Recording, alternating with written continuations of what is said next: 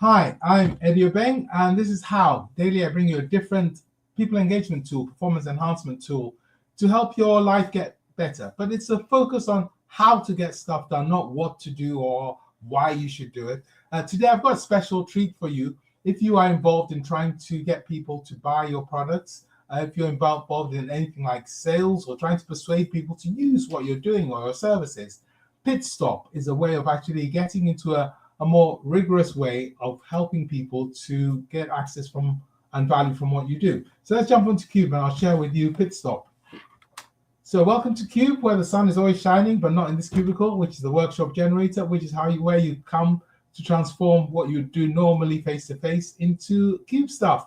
Let me come to the whiteboard over here, and I've got PitStop for you. So what's a PitStop? Everyone's quite familiar with the idea of a pit stop, which is the pit stop, exactly, where you stop and you do stuff. But pit stop traditionally was somewhere where you brought in a machine, a car, whatever it is, to tinker with it, to fix it, to keep it going on its existing route. So that's what's crucial about a pit stop. You have to be able to diagnose what's going on and know what to do so you can keep it going along its journey. That's the secret of it. So what am I talking about? Well, one of the models you may be familiar with is this idea of the red ant man. I'll talk you through it because it's quite important. It's an archetypal design. It's an archetypal framework. It underpins a lot of the New World journey.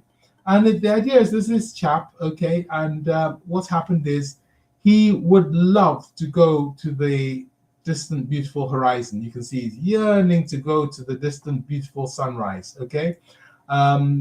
But he doesn't go. Why? Because for a start, he's chained down. There are physical or structural things stopping him moving. He hasn't got enough cash to fund it. His boss won't let him. His business is the wrong shape. I don't know what it is. And there's this cord here, very fine cord. I don't know if you can see, which is pegged in here. It's like a bungee rope. So even if you broke the chains, even if you broke the hard things which stop him moving, there's soft stuff like culture and what will people say and things like that. So you set off and you get sprung back. All the while, he's being attacked by these red ants who are climbing up his legs, biting him. So the red ants are annoying, but they're not enough to get him to move. And even if he does want to move, he's got other things getting in his way. And that's how most people face change. They've got lots and lots of red ants everywhere, lots of little annoying things. If only we could do this. How about this? That's not quite right, etc. There are tons of different little things. But when they start to try to move, they get hindered either by the soft stuff, which is what everyone else is doing, the human connections and the confusion of having to learn, being in the fog, whatever it is, the fear, or the hard stuff, which is something structural, which they can't do and change them back. So they can't get there. And the same thing happens when you try and get people to get hold of your services. It's called the buyer's journey. Okay, so I've got the 4 key phases on the buyer's journey. Somewhere along the line, they've got to persuade themselves, or you've got to persuade them on why they should change. This is a really important stage in the process because if they don't know why they should change, then they're probably not going to change. If you're selling in an organization, that's one of the biggest headaches, because the person you're speaking to, the one you're talking to, may have a very clear view on why they should change, but someone else in the organization might actually see this bad thing as an advantage, or may not see there's a problem at all. So why change can be quite a difficult one to get over with all the key stakeholders you have. Then you've got to figure out, well, what to change to, because they're not just going to accept going on a journey. They need to know what that sun is. Where are we heading to? And that's why they're always asking you for case studies and examples and other people who've succeeded. It's just so they feel they know what they want to change to. In reality, it's pointless to learn what other people have already done, because guess what? They've already done it. They're already ahead of you, so you're actually aiming in the wrong place. But that's why they ask you that. And then there's a why you? Why don't I go to some other organization? Why you? What's so special about you?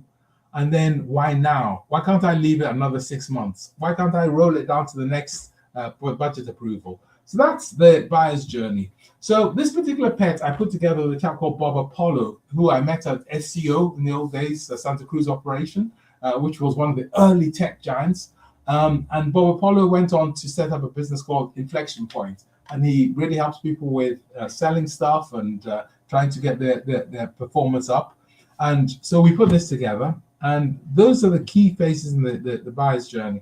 But then the question comes, okay, what on earth do we do about it? Well, what you're doing is when the car comes in, you're looking for things which are wrong with it. So here I've got things like, what will they say?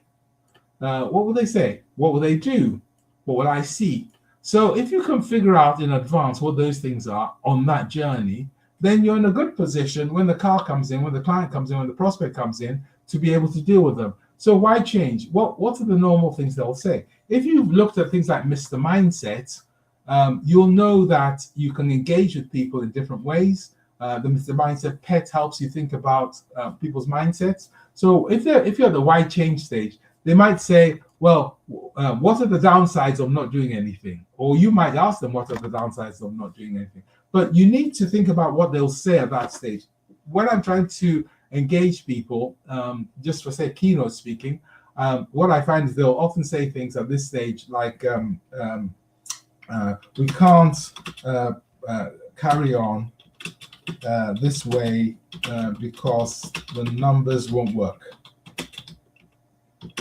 or something like that. So if you know what they're going to say about you and your products, when they say that, you know exactly that they're at this stage here. When you heard this, or when they've done what you expect them to do to persuade you that they've understood what, we'll send you through our latest strategy, whatever it is. When they've done that, then you move to discussing, well, what you changed to. At this point, there's no point in talking about other people who succeeded with what you've done when they haven't even worked out why they should change. You have to wait until that they've given you the signals in the pit stop of that. Then you go, well, what you change to? So then you say, have a look at this. This is what other people did. What do you think? And they'll say things like, that's exactly what we need. I don't know what they'll say, but you have to get into the habit of knowing what they'll say. What will I see them say when they're at that stage? What will I see them doing at that stage? They'll say things like, you'll see them saying things like, send me the link and I'll pass it on to other people, for example. So that's the next stage which you go to. And then the third stage you go to in the buyer's journey is why you. And this is where you have to tell them, about you. So you have to get to the point where they say, well, I've done this, and we've got this experience. And they'll say, oh, yes, that company is a little bit like our company. They've got similar issues. Whatever they're going to say, watch out for it. The moment they say it, it's going to be good. And then we move on to why now. What usually works well is if you paint a picture of the future. So you say, well, this is where you are, this is where the world is, it's only getting more complicated, and soon we'll be in a position where other people will have taken that and you won't be able to do it, or whatever it is. When you get to that point, then you've got to listen for them saying things about why now. Well, we've got to get it done before the end of the quarter, whatever. And then you know that you're in a good position to move forward. If in the first engagement with them, you at least get 2 of these things, good. If you can get all of them, even better. But the buyer's journey is quite important. That's what PitStop's about. It's about allowing you to easily understand where people are in the journey and how they're going to respond. And it's really making sure that they can break the chains, they can break the bungee ropes, and that the red answer to annoying them, they can get away with them and go to the wonderful, beautiful future which you help them to develop. That's me. That's PitStop. Subscribe to the channel, YouTube, Spotify, read the newsletter, and I've been Obeng. See you again.